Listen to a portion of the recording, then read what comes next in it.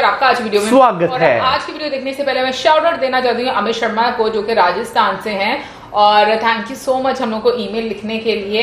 And अभी हम लोग बढ़ते हैं आज की वीडियो की तरफ, और वीडियो का टाइटल है how to Indian two wheelers brand killed 160 Chinese companies in Africa and whole world. तो चलिए देख लेते हैं ये वीडियो। लेकिन उससे पहले इस वीडियो के चैनल का ओरिजिनल लिंक आपको हमारी वीडियो के डिस्क्रिप्शन मिल जाएगा। सब्सक्राइब करें, लाइक करें, शेयर करें, फॉलो करें इनके चैनल को। उसके अलावा ब्लॉगिंग चैनल का लिंक, इंस्टाग्राम का लिंक भी हमारी वीडियो के डिस्क्रिप्शन मिल जाएगा। सब्सक्राइब करें, लाइक करें, शेयर करें, फॉलो करें। तो चलिए देख लेते हैं ये वीडियो। चाइना, इंडिया, इंडोनेशिया और वियतनाम, ये वो 4 कंट्रीज हैं जो दुनिया में सबसे ज्यादा मोटरसाइकिल प्रोड्यूस और एक्सपोर्ट करती हैं। और इन 4 देशों में भी चाइना और इंडिया ही ऐसे देश हैं जिनके पास खुद के बड़े टू व्हीलर ब्रांड्स हैं। और अगर बाकी 2 देशों की बात करूं तो वहाँ ज़्यादातर जापानीज ब्रांड्स ही अपने टू व्हीलर मैन्युफैक्चर करते हैं और एक्सपोर्ट करते हैं। चाइना में बड़ी छोटी सब मिला के 200 मोटरसाइकिल कंपनीज हैं। जापान में 4 बड़ी टू व्हीलर कंपनीज हैं और इंडिया में लगभग 6 बड़ी टू व्हीलर कंपनीज हैं। 2021 की रेवेन्यू और टू व्हीलर सेल्स के हिसाब से बनाई गई ये रिपोर्ट बताती है कि दुनिया के टॉप 10 मोटरसाइकिल कंपनीज में 4 तो सिर्फ इंडिया की ही हैं और 3 जापान की हैं। लेकिन चाइना में 200 बड़े टू व्हीलर मैन्युफैक्चरर्स होने के बाद भी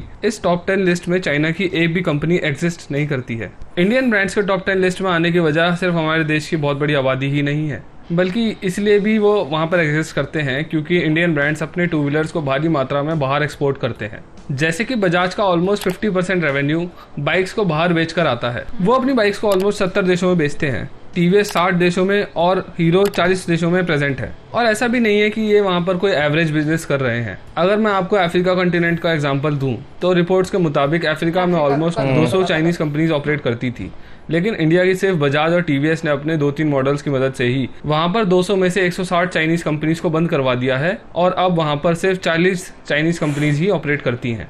इंडिया के सारे ही टू व्हीलर मैन्युफैक्चरर्स बाहर काफ़ी अच्छा परफॉर्म कर रहे हैं और इंडियन टू व्हीलर एक्सपोर्ट अपने आप में ही एक बहुत वास्ट टॉपिक है। इसीलिए हम आज इस वीडियो में जानेंगे कि वो कौन कौन से रीजन्स हैं जहां पर हमारे ब्रांड्स जापानीज ब्रांड्स को टक्कर दे रहे हैं और चाइनीज़ ब्रांड्स को पीछे छोड़ चुके हैं। ये भी जानेंगे कि वो क्या इंडियन कंपनीज की बिजनेस स्ट्रैटेजीज हैं जिसकी वजह से साउथ ईस्ट एशिया, अफ्रीका और साउथ अमेरिका में अपने अलग अलग मॉडल्स से वहाँ पर इंडियन ब्रांड्स ने डोमिनेंस बना रखी है। क्यों आज पूरे अफ्रीका कॉन्टिनेंट में सबसे ज़्यादा बिकने वाली मोटरसाइकिल बजाज की बॉक्सर बन चुकी है, जिसने वहाँ पर ऑलमोस्ट सारी ही चाइनीज़ कंपनीज को फेल कर दिया है। और मैं एंड में ये भी बताऊंगा कि कैसे बजाज, टीवीएस और हीरो ने बहुत ही सुपीरियर इंडियन मैकेनिकल इंजीनियर्स की टीम बिल्ड करी है, जबकि इंडिया में मैकेनिकल तो छोड़ो, सिविल इंजीनियर्स भी कोडिंग करने में लगे हुए हैं। इंडिया में टोटल व्हीकल सेल्स का 75% हिस्सा सिर्फ टू व्हीलर्स के पास ही है, जिसमें भी 100 से 150 सीसी वाली बाइक्स और स्कूटर्स ही सबसे ज़्यादा बिकते हैं। इन सभी की डिमांड्स को पूरा करने के लिए इंडिया में कई जापानीज, इंडियन और यूरोपियन ब्रांड्स ऑपरेट करते हैं। चाहे आप शहर में चलें, किसी कस्बे में या किसी हाईवे पर, इंडिया में आपको हर तरफ बाइक्स ही मेजॉरिटी में देखने को मिलेंगी। और क्योंकि इंडिया की ज्योग्राफी और इकोनॉमी बहुत ही ज़्यादा डाइवर्स है, इंडियन मैन्युफैक्चरर्स को काफ़ी ज़्यादा मेहनत करनी पड़ती है और बहुत ही तगड़ी स्ट्रैटेजीज लगानी पड़ती है एक इंडियन इंडिविजुअल की डिमांड को पूरा करने के लिए। और इसीलिए हमें इंडिया में सिर्फ 350 सीसी के अंदर ही काफ़ी तरीके की बाइक्स देखने को मिल जाती है। फिर आप चाहें बात कर लें सामान ढोने की, सिटी कम्यूट की, टूरिंग की या ऑफ रोडिंग की।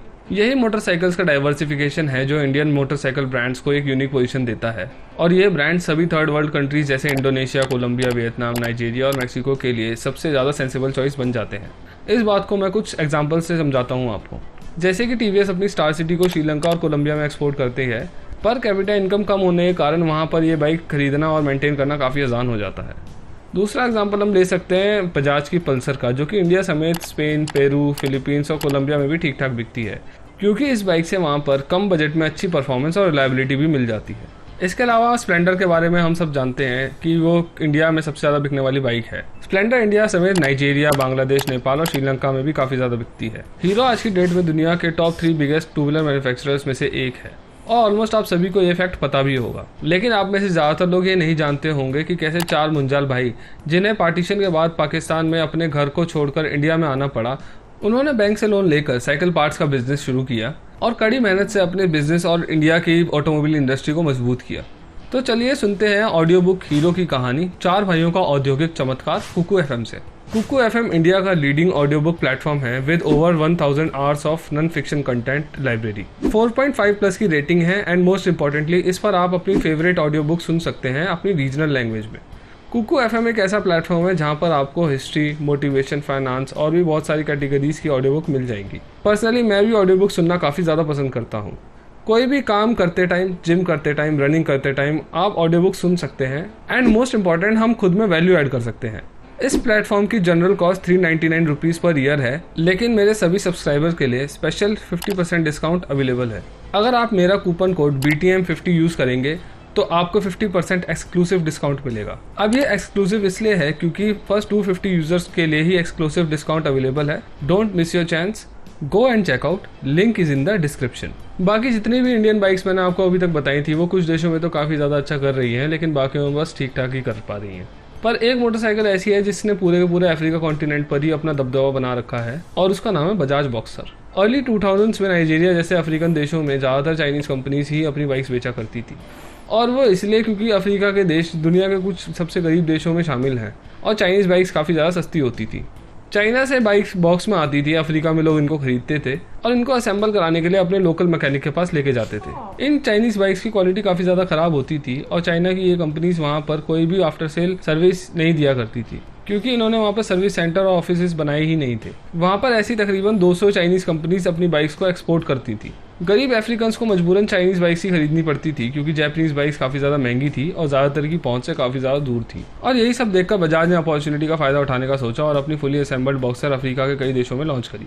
शुरुआत में ये बाइक इंडिया से फुली इम्पोर्ट करी जाती थी, पर बाद में बजाज ने वहाँ पर असेंबली प्लांट्स लगा दिए और उसके बाद उन्होंने वहाँ पर इंपोर्टर्स के साथ मिलकर डीलरशिप और सर्विस सेंटर्स भी खोले। अब नाइजीरिया जैसे कई देशों के लोगों के पास ऐसे ऑप्शन थे जिनकी कीमत चाइनीज़ और जापानीज़ बाइक्स के बीच में थी, पर क्वालिटी जापानीज़ जैसी ही थी और उनको अच्छी क्वालिटी की सख्त ज़रूरत थी, और इसका रीज़न है बोडा बोडा। दरअसल बोडा बोडा वर्ड जो है वो अफ्रीका के काफ़ी सारे देशों में बाइक टैक्सी के लिए यूज़ किया जाता है। बोडा बोडा अफ्रीकन के बीच काफ़ी ज़्यादा पॉपुलर है और उसके दो रीज़न है। पहली और बड़ी वजह यह है कि अफ्रीका में पर कैपिटा इनकम अक्सर काफ़ी ज़्यादा कम होती है और लोगों को काफ़ी कम पैसों में टैक्सी सुविधा मिल जाती है इन बाइक टैक्सी की वजह से। और दूसरी वजह यह है कि मालावी जैसे कई देशों में आज तक भी चाइनीज़ रोड नहीं पहुंचे हैं और मोटरसाइकिल को ख़राब रास्तों पर चलाना गाड़ियों से ज़्यादा आसान होता है। बोडा बोडा वाले सिर्फ लोगों को ही नहीं छोड़ते हैं, बल्कि उनको कई बार काफ़ी ज़्यादा भारी सामान ले जाते हुए भी देखा जा सकता है और अक्सर अफ्रीकन्स बाइक्स को एम्बुलेंस की तरह भी यूज़ करते हैं। बोडा बोडा वाले बहुत ज़्यादा नहीं कमाते हैं और नई बाइक्स लेना अक्सर उनकी पहुंच से काफ़ी बाहर होता है, इसीलिए वो जाते हैं सेकेंड हैंड बाइक्स की तरफ और वो चूज़ करते हैं बजाज की बॉक्सर को। बजाज की ये बाइक इतनी वेल इंजीनियर्ड है कि इतने अब्यूज़ झेलने पर भी ये कई लाख किलोमीटर आराम से निकाल देती है, वहीं चाइनीज़ बाइक्स इसके आसपास भी नहीं चल पाती हैं। बॉक्सर को बजाज ने काफ़ी ज़्यादा रोबस्ट बनाया है और बजाज ने इस बात का ध्यान रखा है कि अफ्रीका की मुश्किल टेरेन्स पर ओवरलोडिंग के साथ चलने पर भी इन बाइक्स पर कोई प्रॉब्लम ना आए, और इसीलिए इसमें हमें 100 सीसी का इंजन के बजाय 150 सीसी का इंजन देखने को मिलता है, जिसकी वजह से काफ़ी ज़्यादा वजन आराम से खींच लेती है। बजाज के अलावा अफ्रीका में TVS की स्टार सिटी भी काफ़ी ज़्यादा पॉपुलर है। बजाज और TVS की बहुत ही अच्छी क्वालिटी, माइलेज और प्राइस होने के कारण अफ्रीका में जहां एक टाइम 200 चाइनीज़ कंपनीज हुआ करती थी, वहां अब सिर्फ 40 बची हैं, वो भी अपने दिन गिन रही हैं। अफ्रीकन्स इंडियन टू व्हीलर्स को जापानीज़ के बराबर ही मानते हैं और इसीलिए वो चाइना की सस्ती बाइक्स लेने के बजाय थोड़े और पैसे डालकर इंडिया की बाइक्स लेना ज़्यादा पसंद करते हैं। अब ऐसा भी नहीं है कि अफ्रीकन्स ही ऐसा मानते हैं, जहाँ भी इंडियन टू व्हीलर्स बिकते हैं वहाँ पर सभी लोगों का सेम माइंडसेट है और ये चीज़ इंडिया में भी देखने को मिलती है। इंडिया में लोग अपने इंडियन ब्रांड्स की कार लेने जाते हैं तो अक्सर उनके मन में ये स्टीरियोटाइप होता है कि इंडियन ब्रांड्स की कार्स रिलायबल नहीं होंगी, जो चीज़ पहले से काफ़ी ज़्यादा सुधरी है। पर आज भी टॉप 10 मोस्ट सेलिंग कार्स की लिस्ट में सिर्फ 2 ही इंडियन कार्स आती हैं, बाकी या तो सुजुकी की होती हैं या हुंडई की होती हैं। पर टू व्हीलर मार्केट का सिनेरियो बिल्कुल उल्टा है। टॉप 10 बिकने वाले टू व्हीलर्स में से हमेशा से ही 7 से 8 इंडियन ब्रांड्स के ही होते हैं और ये सिर्फ इंडियन टू व्हीलर ब्रांड्स की बहुत ही ज़्यादा अच्छी डिपेंडेबिलिटी की वजह से हो पाया है। पर ये सब देखकर क्या आपके मन में भी सवाल उठता है कि सिर्फ पिछले 20-25 साल में इंडियन मैन्युफैक्चरर्स ने पूरे सिनेरियो को पिवट करके रख दिया है। दरअसल ये सब बजाज, TVS और हीरो जैसी कंपनीज की बहुत ही ज़्यादा स्ट्रॉन्ग इंजीनियरिंग टीम्स की मदद से हो पाया है, पर इंडिया में अच्छे मैकेनिकल और ऑटोमोटिव इंजीनियर्स ढूंढना कोई आसान बात नहीं है। श्रीनिवास कंटेती व्हील CMI के MD हैं और पेशे से इंजीनियर। वो न्यूज़ 18 के लिए लिखते हुए बताते हैं कि अर्ली 2000s में वो बजाज ऑटोज़ के HR हेड थे और उनको 100 इंजीनियर्स हायर करने थे बजाज के लिए, जो वर्ल्ड क्लास मोटरसाइकिल बनाते और डिज़ाइन करते। पर वो जब IIT जैसे बड़े इंस्टीट्यूट में गए तो वहाँ पर वो 15 कॉलेजेस में से सिर्फ 10 इंजीनियर्स को हायर कर पाए और उसका रीज़न ये था कि मैकेनिकल इंजीनियरिंग करने के बाद भी लोग टेक कंपनीज़ में ज़्यादा जाना चाहते थे मैन्युफैक्चरिंग के बजाय। इसीलिए उन्होंने बाकी कंपनीज से 3 गुना ज़्यादा सैलरी देकर हायरिंग करी, जो कि TCS जैसी कंपनीज के लिए काफ़ी मुश्किल था क्योंकि उन्हें 2000 इंजीनियर चाहिए थे और बजाज को सिर्फ 100। पर जब वो टॉपर्स का इंटरव्यू लेते हैं तो उन्हें पता लगता है कि ये सो कॉल्ड टॉपर्स प्लान और एलिवेशन देखकर भी साइड व्यू ड्राफ्ट नहीं कर सकते हैं, क्योंकि इन टॉपर्स का ध्यान पढ़ने में और कोडिंग करने में ज़्यादा था। तो वो ऐसे इंजीनियर्स ढूंढते हैं जो सच में गाड़ी बनाने को लेकर पैशनेट हो, ना कि सिर्फ सैलरी को लेकर। वो इंग्लिश के बजाय हिंदी और भी कई रीजनल लैंग्वेजेस में इंटरव्यू कंडक्ट करते हैं ताकि इंटरव्यू के टाइम इंजीनियर्स का ट्रू पोटेंशियल निकल के सामने आ सके।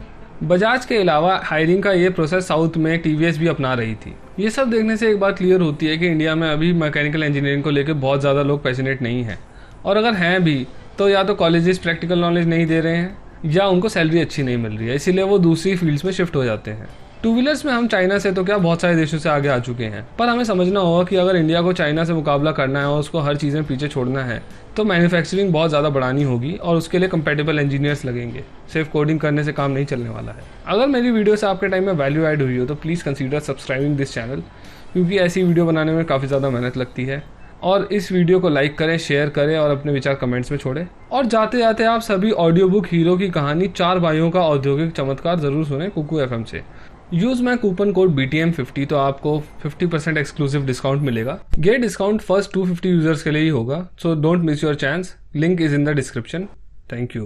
भाई अगर रोड पे चलने वाली चीज़ों की बात की जाए ना तो उसमें से सबसे फेवरेट जो है वो मेरी मोटरसाइकिल है, क्योंकि मैं काफ़ी ज़्यादा कंफर्टेबल फील करता हूँ। एक तो आपका टाइम बहुत ज़्यादा सेव करती है, और उसके अलावा ऑन दी अदर साइड अगर आप फ्यूल कंजप्शन के हवाले से भी बात करें ना तो जितना पेट्रोल की प्राइसेस हाइक हो चुकी है ना, तो मेरा ख्याल है कि बाइक एक बहुत अच्छा ऑप्शन होता है रोड के लिए। लेकिन बाइक की क्वालिटी वाकई बहुत ज़्यादा मैटर करती है। मुझे लगता है कि एक मतलब बायर जब भी कोई चीज़ खरीदना चाहता है मार्केट में जाकर, तो सबसे पहले उसका होता है कि कितनी इसके ड्यूरेबिलिटी कितनी है, या हमें इसके एक्सपेंस कितने पड़ेंगे अगर हमें इसकी मेंटेनेंस करवानी है, कितना हमें ये मौजूद वाली बात के माइलेज कितना दे सकती है। तो ये सारी चीज़ें उनके जहन में रहती हैं।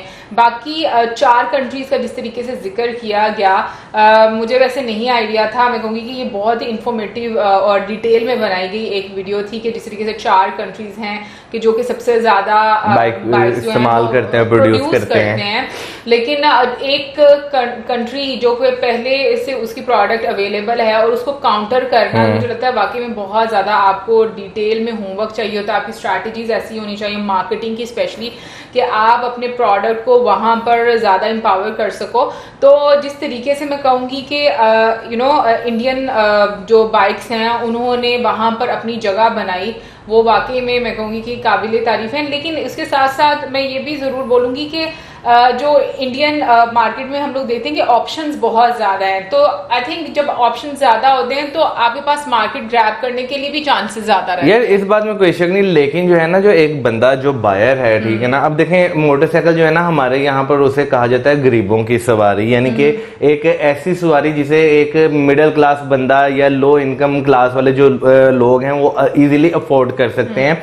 क्योंकि मोटरसाइकिल में भी देखा जाए तो आपको खाली 1-2 मोटरसाइकिल में बहुत ज्यादा रेंज तो जो है वो देखने को मिलती है। तो जब वाकई एक बंदा बाइक खरीदने जाता है वो बहुत सारी चीजें उसमें देखता है कि भाई इसकी रोड ग्रिप कैसी है, इसका स्पेयर पार्ट इजीली अवेलेबल है, आफ्टर सेल सर्विस है या नहीं है। अब जैसे चाइनीज बाइक की बात करें तो नो डाउट पाकिस्तान में बहुत सारी ऐसी चाइनीज कंपनीज हैं इनके बाइक्स आती हैं यहाँ पर पूरी की पूरी, लेकिन लोग उसे प्रेफर नहीं करते क्योंकि आफ्टर सेल सर्विस नहीं है, फिर उसका इंजन का कुछ पता नहीं होता, जब मर्जी जो है वो खराब हो जाए, ठीक है ना।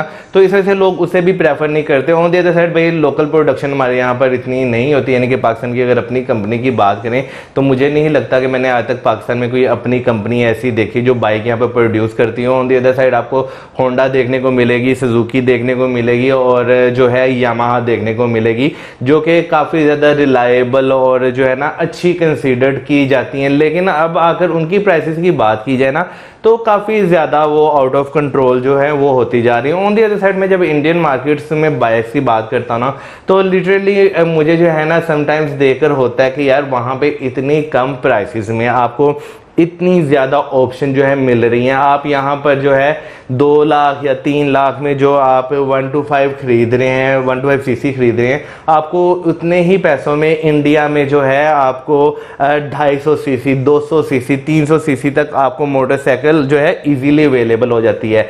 बाकी दूसरे मुल्कों की जो है मार्केट ग्रैब करना नो डाउट ये एक बहुत अच्छी अपॉर्चुनिटी है। अफ्रीका जैसी कंट्रीज़ की मैं बात करूँ जहाँ पर वाकई पर कैपिटा जो है वो बहुत कम है इनकम का, लोग जो हैं वो चीज़ों को नो डाउट वहाँ पे भी, क्योंकि हम यहाँ पर बात करें तो यहाँ पे लोग इतना सोच कर लेते हैं, तो वहाँ पर ज़्यादा सोच कर लेते होंगे। वैसे अफ्रीका के लिहाज से मैं देखूं तो जिस तरह से बताया गया कि चाइना जो है वो अपनी एक तरह से बोला जाए तो स्क्रैप ही भेजता था, और मुझे हैरानगी ये हुई कि वो असेंबल्ड भी नहीं होती थी, यानी वो पार्ट्स में आती थी और वहां पर जाकर आपको असेंबल करवाना पड़ता था और फिर उसके बाद आप उसको यूज करते थे।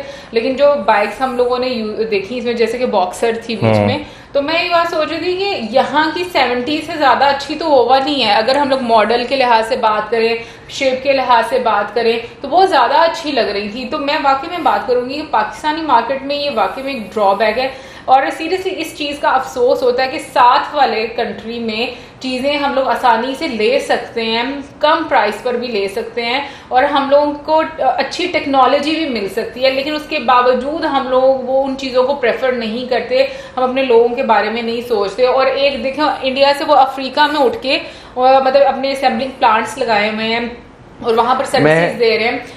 तो मुझे लगता है कि ये एक देखा जाए तो इन्वेस्टमेंट है ना मैं और यही फिर इसी तरीके से अगर पाकिस्तान में अगर हम लोग बात करें कि इंडिया और पाकिस्तान के अगर रिलेशन अच्छे हो जाते हैं तो पाकिस्तान में भी डेफिनेटली बहुत सारी आपको जो है वो ऑप्शंस मिलेंगी, प्लस ये कि जैसे सर्विस सेंटर आपको मिल जाते हैं, तो बहुत सारी चीजों में आपको फायदा होना शुरू हो जाता है। यार इससे पहले जो है ना हमने एक व्लॉग देखा था ट्रेन वाला, जिसमें जो है नेपाल में, इंडिया से नेपाल में ट्रेन गई थी और नेपाल के स्टेशन पे जो है बजाज की जो है बाइक खड़ी हुई थी। तो मुझे देखकर यार खुशी हो रही थी कि आपके नेबरिंग कंट्री में आपके प्रोडक्ट्स जा रहे हैं, लेकिन ऑन दी अदर साइड हम पाकिस्तान की बात करते हैं तो नो डाउट यहाँ पे आपको इंडियन बाइक जो है नहीं देखने को मिलती, जो कि मुझे लगता है कि वाकई वाली बात काफी एक अफसोसनाक चीज है, क्योंकि आपको अगर साथ वाले कंट्री से एक सस्ती चीज मिल सकती है तो आपको जो है वो लेनी चाहिए। अव्वल तो आपको अपने लोकल जो है ब्रांड्स जो है उन्हें जो है प्रमोट करना चाहिए, उन्हें जो है आपको इतनी फैसिलिटी देनी चाहिए कि आपके लोकल ब्रांड्स भी हों और साथ उनके इंटरनेशनल ब्रांड्स भी जो है कम्पीट करें। लेकिन इंडियन बाइक जो है ना, वाकई आप जब उनकी शक्ल देखते हैं, आप उनकी पेट्रोल एवरेज देखते हैं, आप जब उनके बारे में सुनते हैं तो आपका दिल खुश होता है कि यार इतनी अच्छी भी। अब जैसे मैंने कई इंडियन बाइक्स देखी हैं भाई 1 लीटर में 60 किलोमीटर भी देती हैं एवरेज जो है, लेकिन ऑन दी अदर साइड मैं पाकिस्तानी बाइक्स देखता हूँ बामुश्किल 40 to 45 किलोमीटर से जो है वो एवरेज देते हैं, जो कि एक ह्यूज गैप है आपकी प्राइस में। आपके अगर टूरिंग कॉस्ट की बात की जाए तो काफ़ी ज़्यादा फर्क पड़ता है इन चीज़ों से। तो मुझे जो है ये चीज़ें देखे यार काफ़ी ज़्यादा होता है कि इंडिया से जो है ना आपको जो है ट्रेड स्टार्ट करनी चाहिए। आपको जो है ऐसी चीज़ें जो कि आम पब्लिक के इस्तेमाल में है वो आपको लेनी चाहिए। बिल्कुल, मैं भी इस चीज़ से एग्री करूंगी, क्योंकि दोनों देशों को देखा जाए तो एक साथ आज़ाद हुए, और टाइम के लिहाज से भी बात करें तो इंडिया अब बहुत आगे चला गया है और पाकिस्तान एक सिंगल मुझे लगता है कि चीज़ भी प्रोड्यूस नहीं कर पा रहा। अगर हम लोग इस तरह की मतलब चीज़ों की बात करें, गाड़ियों की बात करें या फिर हम बाइक्स की बात करें, तो नो डाउट ये चीज़ आपको वाकई में फील होती है। और बाकी दुनिया के इतने सारे देशों में मतलब जो 70 कुछ की 70 देशों में जा रही है, किसकी 40 देशों में जा रही है, तो मुझे लगता है कि लोगों में ना ये चीज़ आनी चाहिए कि लोगों को होश के नाखून लेने चाहिए कि भाई अगर हमारे जो नेबरिंग कंट्री से हम लोगों को सहूलत मिल रही है तो हम लोगों को इस तरह से रहना चाहिए एक दूसरे के साथ कि हम लोग एक दूसरे से फ़ायदा उठा सकें, ना कि एक दूसरे के साथ कॉन्फ्लिक्ट करके। तो देखा जाए तो मुझे ये लगता है कि काफ़ी ज़्यादा मुझे तो प्रॉब्लम मतलब लगना शुरू हो जाती है कि जब मैं ये देखती हूँ कि एक दूसरी मतलब कि समंदर पार जो लोग हैं वो लोग फायदा उठा रहे हैं और जो साथ रहते हैं उन लोगों को पता ही नहीं है। ये इन शॉर्ट में यहाँ पे ये कहना चाहूंगा, क्योंकि बाइक्स का जो है ना लोगों को एक कॉमन ये होती है कि बहुत ज़्यादा शौक होता है, जिसमें मैं भी जो है शामिल हूँ, लेकिन जो है क्योंकि एक बहुत ज़्यादा महंगी है इस वजह से जो है खरीद नहीं पाते भाई यहाँ पर आप आमतौर पर बाइक। तो यहाँ पे मैं मिसाल देना चाहूँगा कि भाई जैसे अगर हम एक 7 समंदर पार से हार्ले डेविडसन मंगवा रहे हैं, ठीक है ना, वो हार्ले डेविडसन से आप बेहतर है कि आप इंडिया से रॉयल एनफील्ड मंगवा लें, आपको एक अच्छा एक्सपीरियंस मिलेगा। और रॉयल एनफील्ड मेरे मुताबिक जो है, क्योंकि उसमें भी आपको काफ़ी ज़्यादा कैटेगरीज देखने को मिलती है इंजन वाइज, तो मेरे मुताबिक वो एक काफ़ी अच्छी ऑप्शन है और काफ़ी एक रॉयल लुक देती है आपको। बाकी मुझे इंडियन कंपनीज की एक चीज़ बहुत अच्छी लगती है कि उन्होंने हर कैटेगरी की बाइक्स जो हैं वो मतलब रखी हुई हैं। अगर आप मतलब देखो तो आपको मतलब ऐसे ट्रैवल करना है तो उसके लिए भी, ऑफ रोड अगर आपको जाना उसके लिए भी है, अगर आपको मतलब फीमेल के लिए स्कूटी उसके लिए डिफरेंट डिजाइन है, अगर थोड़ा आपको स्पॉटी लुक देना उसके लिए भी है। तो काफी सारी कैटेगरीज अगर हम लोग देखें तो जो बाइक का हम कहेंगे कि एक फील्ड है वो उसको मीट करती है उनके स्टैंडर्ड्स को। दूसरा मेरे लिए थोड़ा सा ये वैसे अभी के लिए था, मतलब ये जो रिपोर्ट इन्होंने बीच में दिखाई कि जो अभी भी काफी सारे इंडियंस हैं जो गाड़ियों के मामले में वो लोग इतना रिलाई नहीं करते। तो मतलब ये चीज मैं पाकिस्तान में देखती हूँ कि पाकिस्तान में लोगों के अंदर ये चीज काफी टाइम से है कि हमारी खुद की कंट्री में बनी हुई ना तो ये इतनी अच्छी नहीं होगी। हालांकि अगर मुझे लगता है कि अगर आप थोड़ा सा सोच कर देखें ना तो चाइना से जो हम लोग मंगवाते हैं चीजें वो ज्यादा ऐसी होती हैं कि जो कि क्वालिटी में बहुत ही ज्यादा मैं कहूँगी कि निकम्मी होती हैं और आपको बार बार उसमें इन्वेस्ट करना पड़ता है बजाय उसके कि जो आपकी लोकल मेड होती है। ठहर तो हौसला, ठीक है ना। तो आई थिंक अगर उससे कंपेयर किया जाए, लेकिन इंडिया में ऐसा क्यों माना जाता है ये जरूर हम लोग को बताइएगा, क्योंकि इंडिया में काफी टाइम से बहुत सारी लोकल इंडस्ट्री जो है वो काम कर रही है इन चीजों पर। तो इस चीज को लेकर मैं जरूर पूछना चाहूंगी आपसे। बीच में टाटा उनकी रिलायबिलिटी का तो हम लोग को नजर आ रहा था क्योंकि वो बीच में एक मतलब लिस्ट में भी थी, लेकिन बाकी जो कंपनीज है उनके बारे में क्यों इतना लोग अपना ट्रस्ट शो नहीं करते, ये भी हम लोग को कमेंट में बताइए। यार यहाँ पे मैं गाड़ियों की बात, सबसे पहले मैं बाइक की बात करना चाहूंगा। नो डाउट बाइक में इंडिया में ये चीज बहुत अच्छी है कि डिफरेंट कैटेगरीज हैं, हर तरह के बंदे की पसंद के लिए बाइक बनाई जाती है। फिर उसके अलावा एक और चीज मुझे बहुत अच्छी लगती है प्राइस रेंज, यानी कि हर क्लास को, यानी कि जो इनकम जिसकी जिस हिसाब से है उस हिसाब से भी आपको बाइक में कैटेगरीज जो है मिल जाती हैं। गाड़ियों की मैं बात करना चाहूंगा, पाकिस्तान में जो है भाई हमारी लोकल प्रोडक्शन कोई नहीं है गाड़ियों की, यानी कि हमारी अपनी कोई गाड़ी नहीं है, सारी जो है बाहर से आती हैं, यहाँ पर संभल होती हैं और जो संभल होती हैं उनकी भी क्वालिटीज इस तरह की होती हैं कि वो बस चल रही हैं। और जहाँ तक बात है ना, यानी कि अगर आप जापान से गाड़ी इंपोर्ट करते हैं, ठीक है ना, उसकी क्वालिटी बल्कि बेहतर होती है जो आप यहाँ से ब्रांड न्यू गाड़ी जो है खरीद रहे होते हैं। तो यहाँ पर जो है ना ये डिफरेंशिएट आ जाता है कि लोग कहते हैं कि हमने इस हल्की सी गत्ते वाली गाड़ी में जो है इतना पैसा इन्वेस्ट करना है, उतने से कम पैसों में जापान से पूरी गाड़ी जो है हम क्वालिटी वाली इंपोर्ट कर लेते हैं। तो ये जो है काफी ज्यादा जो है यहाँ पर इशू आ जाता है। वेल गाइस, ये तो थी हमारी आज की वीडियो। आई होप आपको अच्छी लगी होगी। आपका क्या कहना है इसके बारे में जरूर बताइए कमेंट सेक्शन में। हमें like, subscribe, share, good bye.